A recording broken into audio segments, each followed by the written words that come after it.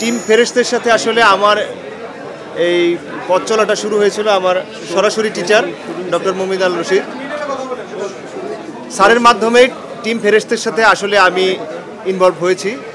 তারপরে স্যার আমাকে যখন ব্রিফ করলেন যে একটাই গান থাকবে, একদম বাংলাদেশি যে প্রচলিত গান তার সাথে ইরানি যে কালচার, দুটার একটা সংমিশ্রণ থাকবে। দেন স্যার একটা স্ক্রিপ্ট দিলেন, পিয়াস মজিদের একটা স্ক্রিপ্ট, সেটার সাথে নিহার আহমেদ এই যৌথভাবে গানটাকে একটা গানের ফরম্যাটে নিয়ে আসার পর তারপর আমি একটা সুর পাঠালাম। সেটা ফ্রান্সে সম্ভবত ইরানি সঙ্গীত পরিচালক ফুয়াদ হেজাজি তিনি একটা মিউজিকের ড্রাফট করে পাঠানোর পর আমি এখান থেকে ভয়েস দিয়েছি এবং সাথে হামিদে ইরানের একজন প্রসিদ্ধ গায়িকা তিনিও গেয়েছেন। পুরো গানটি নিশ্চয়ই আপনারা কিছুক্ষণ পরে হলে দেখবেন।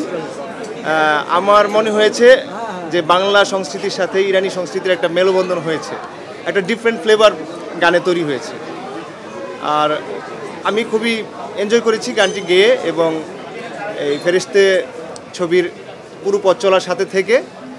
তো এই ফেরেশতে টিমের জন্য আমার পক্ষ থেকে অনেক অনেক শুভকামনা থাকলো।